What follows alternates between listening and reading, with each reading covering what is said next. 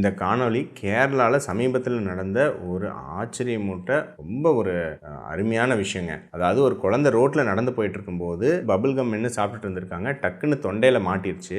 மாட்டின உடனே இமீடியட்டாக பக்கத்தில் 2-3 பேர் நின்றுட்டு இருக்காங்க. உடனே அந்த குழந்தை போய் ஏதோ மாட்டிக்கிச்சு அப்படின்னு அந்த குழந்தை சொல்லுது. இமீடியட்டாக ஒருத்தர் அந்த குழந்தைய கட்டி பிடிச்சி வயிற்றில் வந்து ப்ரெஸ் பண்ணுறாரு, துப்ப சொல்கிறாரு. சில மென்யூவர் பண்ணோடனே அந்த குழந்தை வந்து துப்பிடுச்சு. இமீடியட்டாக வந்து அந்த குழந்தை வந்து நல்லாயிடுச்சு. ஸோ ரொம்ப ஒரு எனக்கே வந்து ஒரு ஆச்சரியமூட்டும் விஷயம். சரிங்களா? என்ன அப்படின்னா இதை வந்து எல்லாருமே தெரிஞ்சு வச்சுக்க வேண்டிய ஒரு விஷயங்க. சமீபத்தில் கூட ஒரு குழந்தை வந்து வாய்க்குள்ள வண்டு போய் ஒரு ஊரில் இறந்துருக்கு. சரிங்களா? அப்புறம் பேராசிட்டமால் மாத்திரை முழுங்க ட்ரை பண்ணும்போது ஒரு குழந்தை வந்து இப்போ சமீபத்தில் இறந்து போயிருக்காங்க. நிறைய அந்த தொண்டையில் ஏதாவது ஒரு பொருள் மாட்டி இறக்குறதுங்கிறது நம்ம ஊரில் நிறைய நடக்குதுங்க.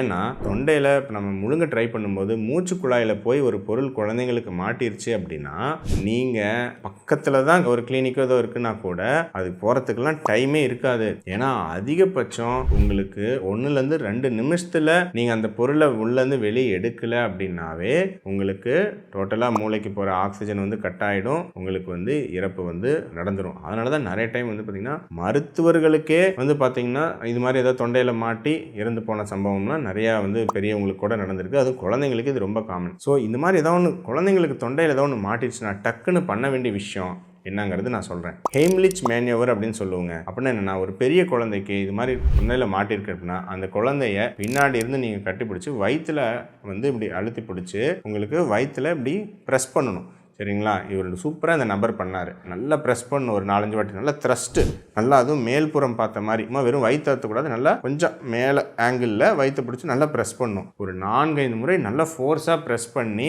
அப்புறம் லைட்டாக முதுகில் தட்டி கொடுக்கலாம்.